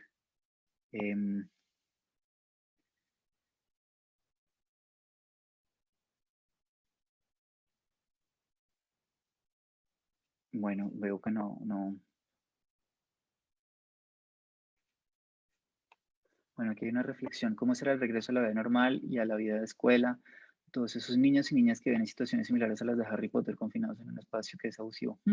Eso es una pregunta muy interesante que desafortunadamente no puedo responder, pero es una reflexión súper interesante porque evidentemente la vida cotidiana de la afuera era como un lugar de liberación, ¿no? También pienso en todas estas personas que la única comida que tenían era la que se les daba en el colegio. Pero bueno, hey, COVID-19 raised the hand. ¿Qué pregunta tiene? ¿Qué pregunta tiene COVID? Hola, ¿me escuchan? Sí, te escucho. Hola, COVID.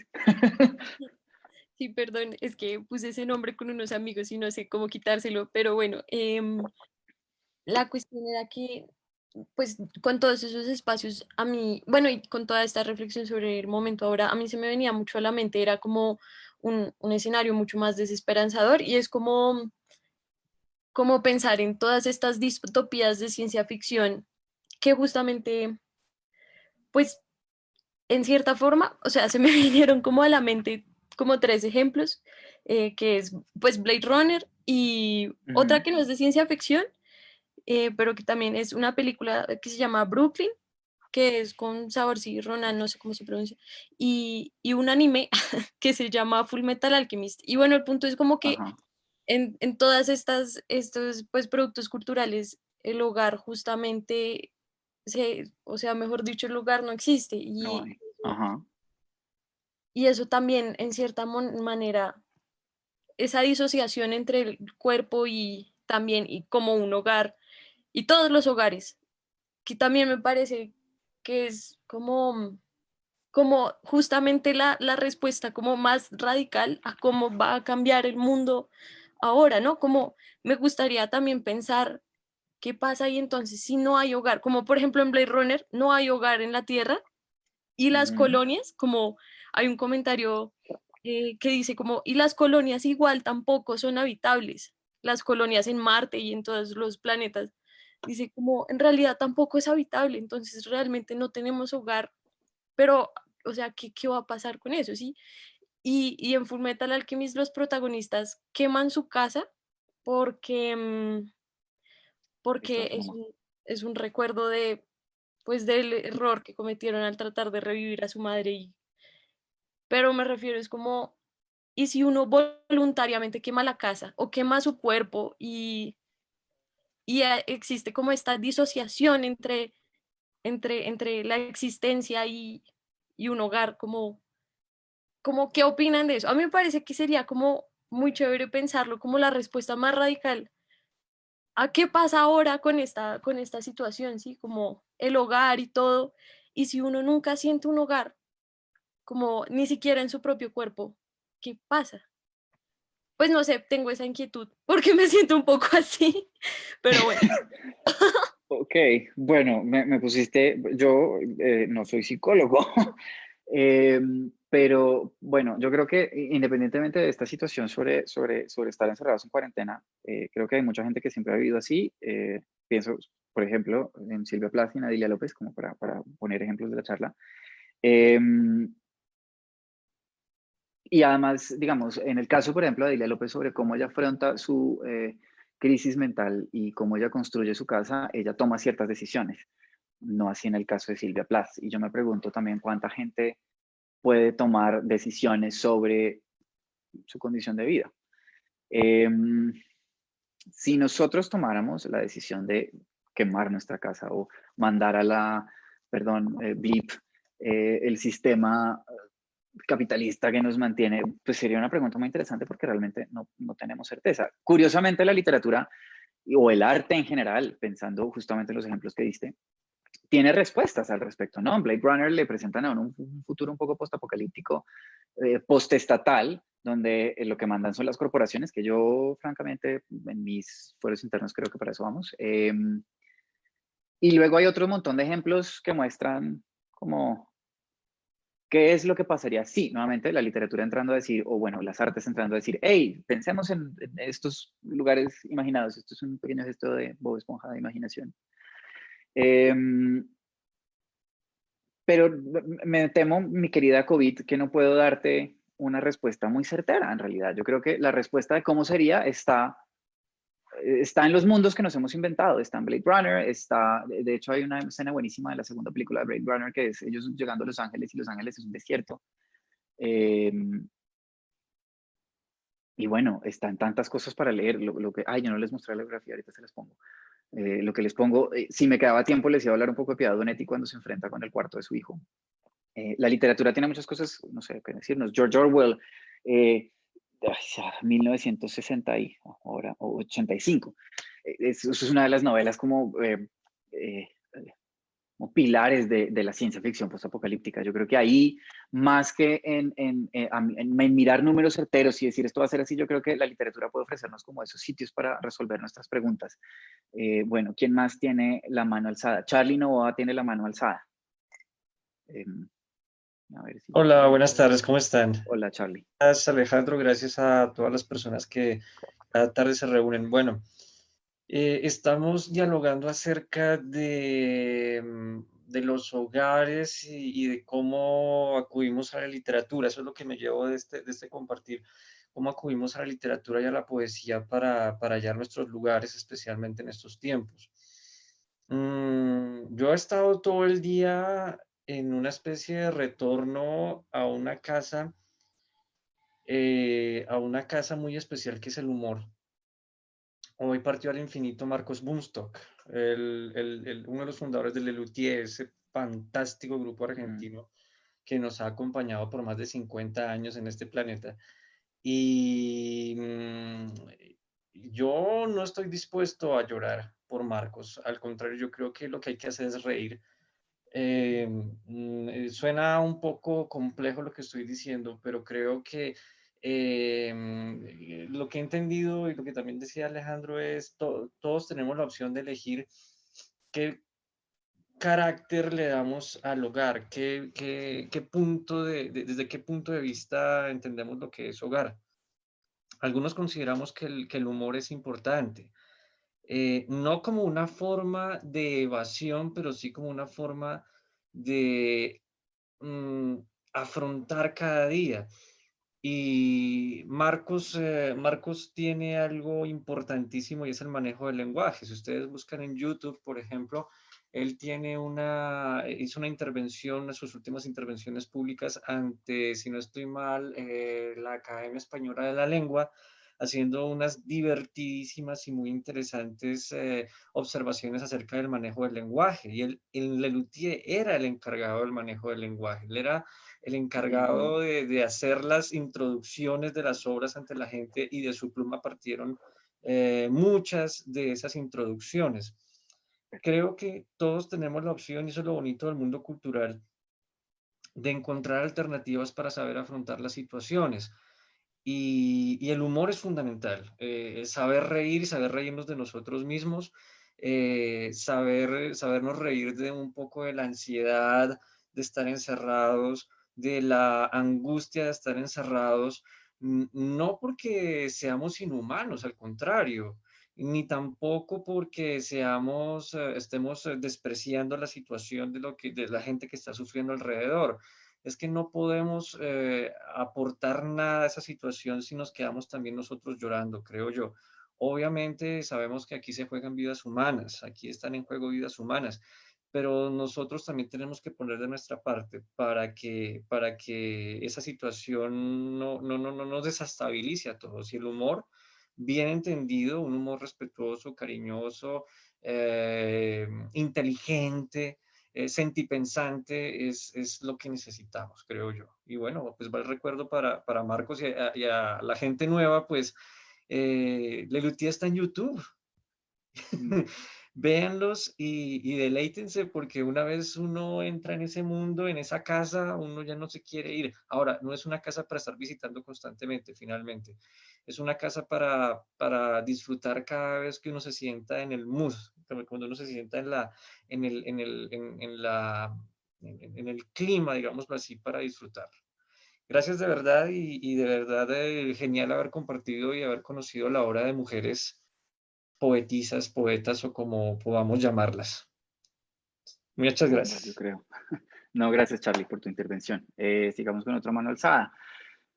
Vamos por turnos. Primero Juan y luego Natalie Pacheco. Mm, Hola, Juan, te oímos. Ya no te oímos. mm, Ahora sí. Ya, ahora sí, hola. Ok, No, ya no. bueno, Ah, sí, sí, sí, sí. bueno, fue muy agradable escucharle. Eh, tal vez solo quería hacer un comentario y posiblemente relacionado con el punto más panfletario, con esa tendencia, esa tendencia que vi marcada ahí en varias ocasiones del panfleto y de la preocupación por la violencia que se puede generar al interior de de los hogares que no son tan hogares, sino que son simples estructuras, simples casas, y que pueden ser espacios de producción de violencia, ¿sí? Me parece que de pronto, como yo no soy literato, la única relación que le veo con la narrativa es, encuentro una preocupación eh, bastante grande por la manera como nos estamos narrando, y siempre narramos, siempre hablamos de el agresor, como si la agresión fuera únicamente un asunto masculino, como si las mujeres no tuvieran la capacidad de agencia en las agresiones.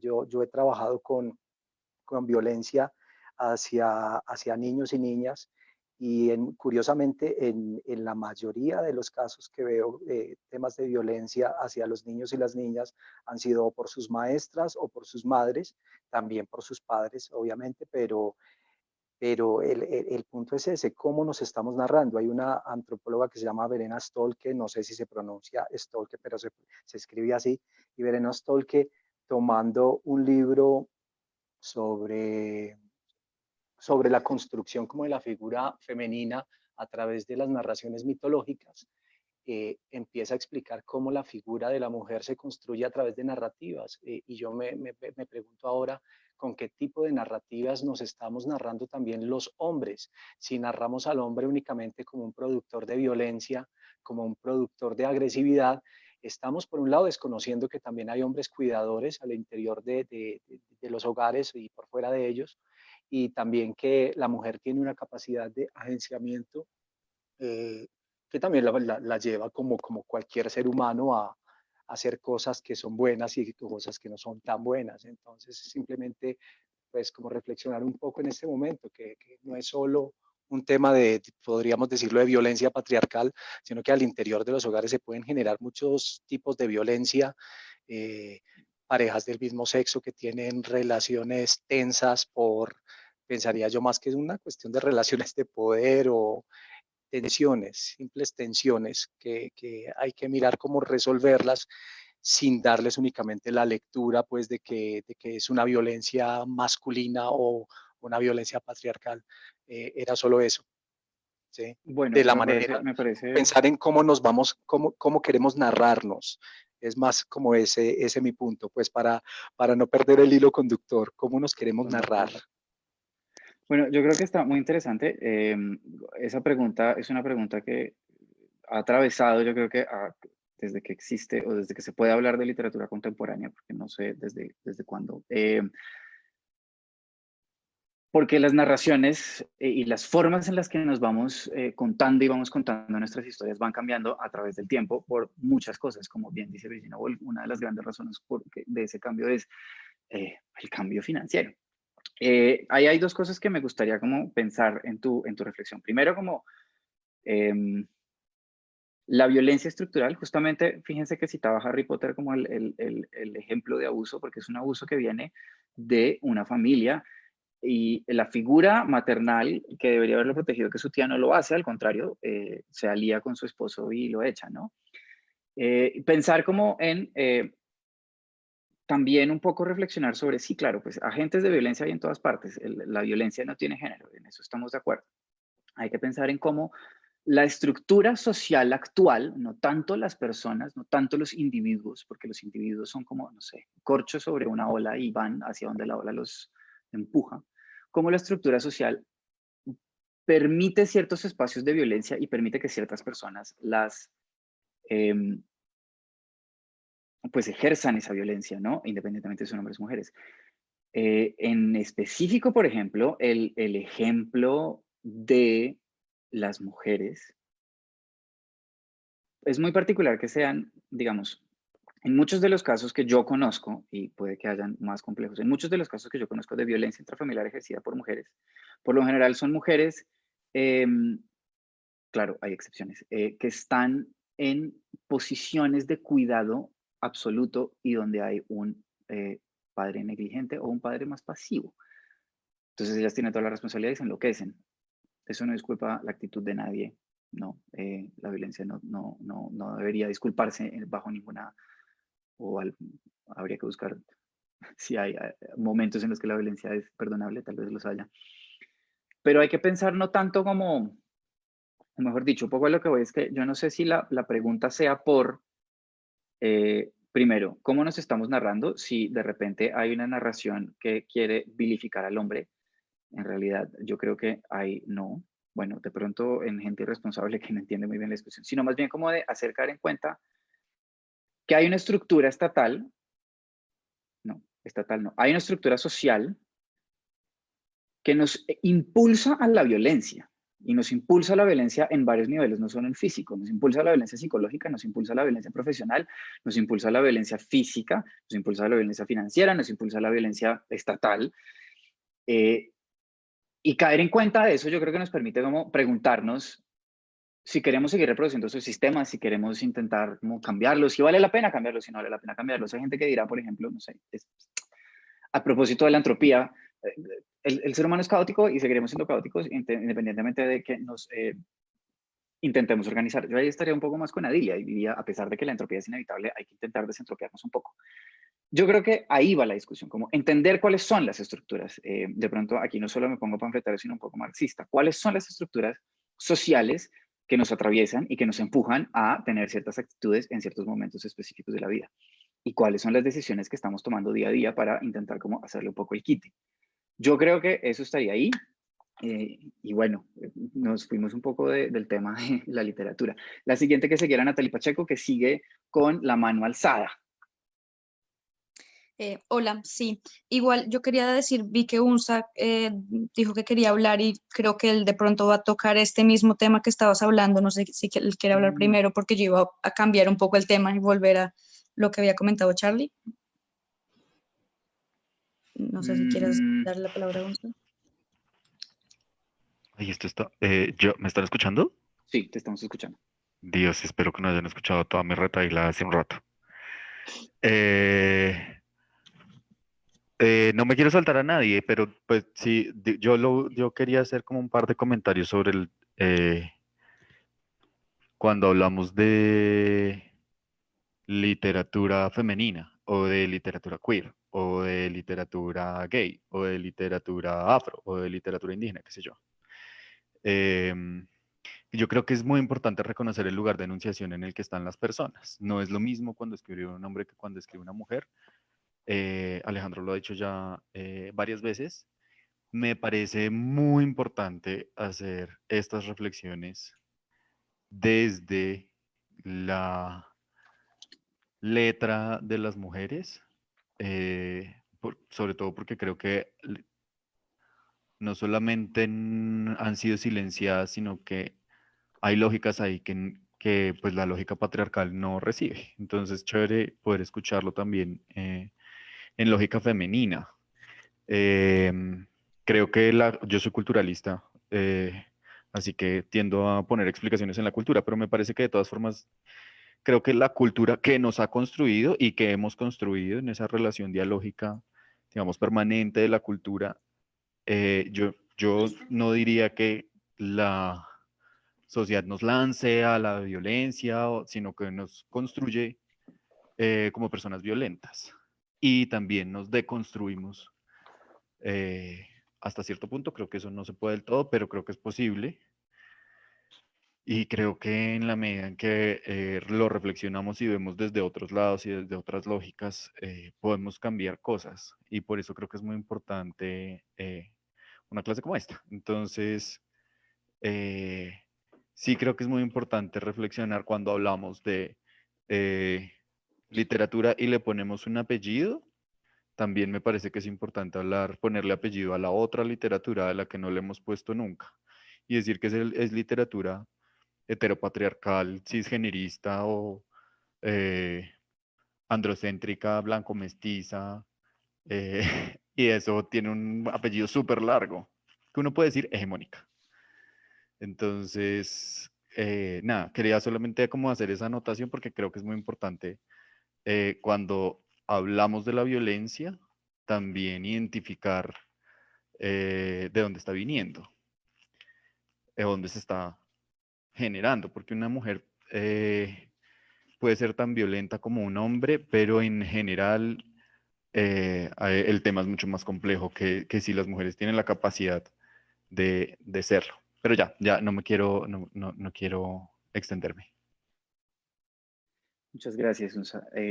Bueno, dos cosas. Primero, les puse la bibliografía que se les estaba debiendo. Ahí está, la están viendo. Pues esos son todos los, salvo por Piedad Bonet, que no pudimos hablar de ella, son los textos que leímos. Bueno, me faltó la mitad de la información bibliográfica de Harry Potter, pero bueno, no importa.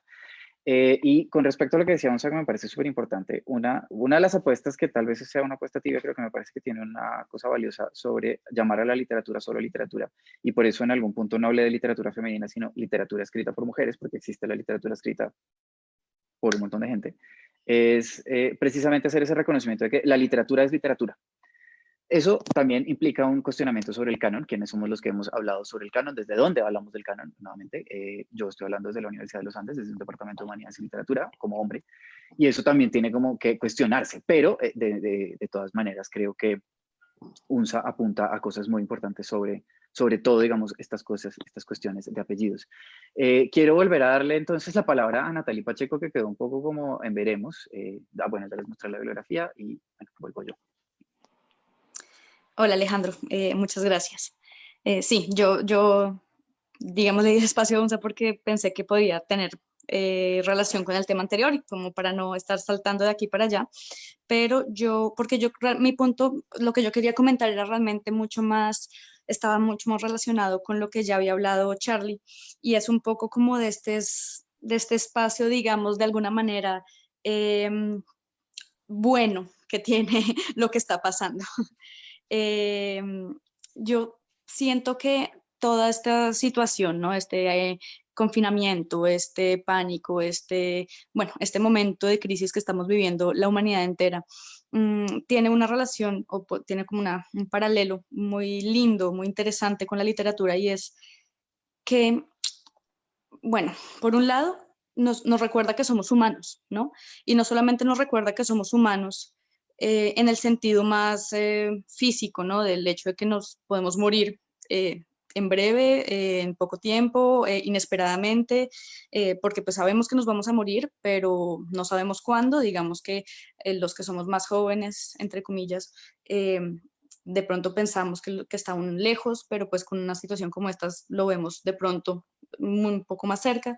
El punto es que, digamos que esta pandemia no solo nos recuerda que somos humanos en el sentido físico, recordándonos la muerte, sino que nos ha recordado que somos humanos y que somos imperfectos y que somos finitos y que somos sencillos de alguna manera, porque como pues, bueno, comentaba con algunas personas de mi trabajo, y digamos que siento que es una tendencia que ha sucedido como a las personas que, como tú bien mencionabas, tenemos este privilegio de quedarnos en la casa y de trabajar desde la casa.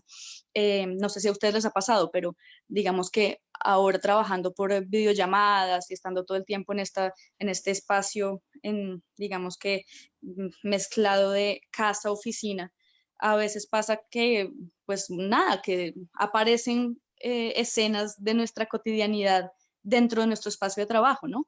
Entonces, de repente, la gente que tiene hijos, el niño sale corriendo por ahí, le llama y le sale en la cámara, y de pronto el perro aparece y ladra, y de pronto, no, como que de pronto pues recordamos que tenemos una vida, ¿no? Y que también somos mamás y papás, y que tenemos una vida cotidiana, y que tenemos que lavar los platos, y que eso toma tiempo, entonces que ya no podemos ser tan productivos, y bueno, todo este millón de cosas que digamos que como que esta productividad o como esta idea del progreso y de la eficiencia nos lleva a pensar que lo que está correcto como para ser un buen trabajador es obviar que somos humanos, ¿no? Que tenemos necesidades, que tenemos, digamos, responsabilidades fuera de la oficina, porque es que lo mejor es ser una persona que trabaja un montón y que está en la oficina, sí, hasta tarde, o bueno. Entonces, como esos detalles de recordar esa humanidad, ¿no? Esa familiaridad de decir, estoy trabajando desde mi cuarto, desde mi sala, o desde ese lugar, como tú bien decías, como que yo llamo mi hogar.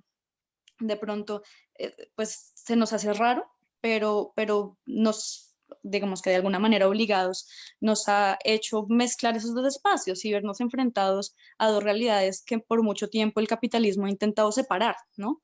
Y eso me parece que ese recordar a la humanidad hacia un espacio que siempre ha estado muy dejado precisamente para espacios como las artes, ¿no? Y como la literatura, donde es allá en ese rincón oculto donde uno recuerda que siente, es allá en ese, ¿no? Como un poco relegado a personas, entre comillas, sensibles, o quién sabe qué, recordar que es algo que al final tenemos todos, pero que no se nombra de pronto como diría, digamos, de pronto una parte más conservadora de la sociedad, como con esa elegancia de, no, es que los negocios es lo que importa, es que el dinero es lo que importa, la literatura es sensiblería, pues no sé cómo decirlo, pero digamos que este volver a aceptarnos dentro de nuestras debilidades, dentro de nuestras simplezas, me parece que es algo bello que se podría ver dentro de todo esto, nuevamente, leyéndolo y sintiéndolo y viviéndolo como una persona, pues como tú, tengo el privilegio de quedarme en la casa, ¿no? De poder ver a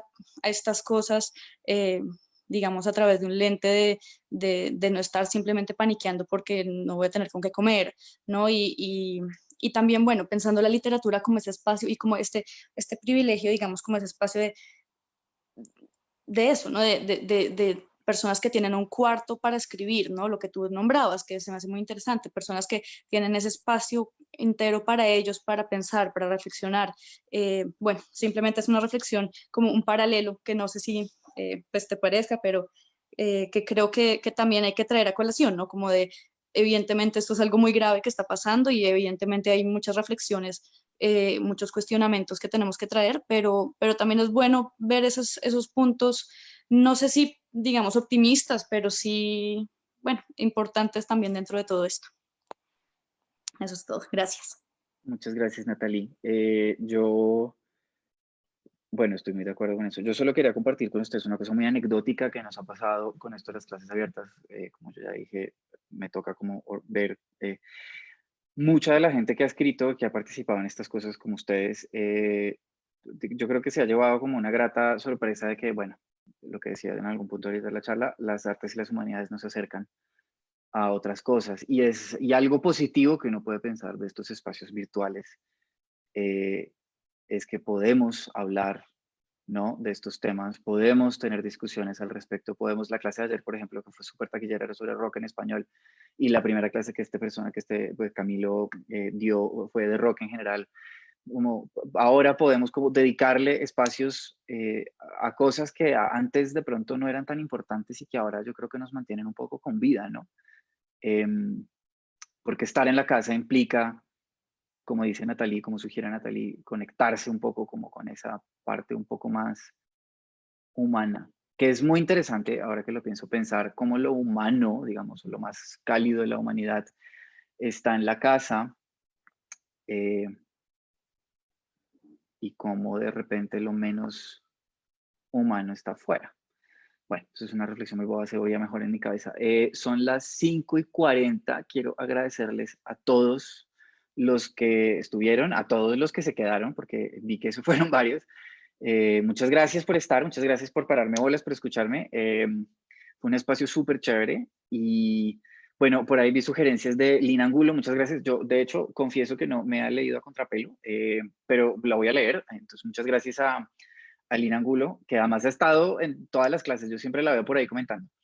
Y bueno, muchas gracias a los demás, muchas gracias a los que comentaron, a Charlie, a Natalia, a Unza, a Juan, no se me olvida nadie, ¿verdad? Bueno, a nuestra querida amiga COVID, que no supimos cómo se llamaba, pero que tiene un nombre súper apocalíptico y chévere. Muchas gracias nuevamente a la Facultad de Artes y Humanidades. Los llevo acá. Y bueno, nada, que pasen una excelente tarde, gris de abril, y nos vemos, espero verlos por ahí en las demás clases que vienen, muchas más interesantes. Mañana hago la puña publicitaria. Mañana viene una sobre espectáculo en el Imperio Romano, que va a estar súper interesante. Y el viernes va a haber una sobre retrato y memoria. Entonces, nada, estén pendientes de lo que viene y muchas gracias a todos por participar. Que les vaya súper bien. ¿Cómo me salgo ya? Bueno, chao.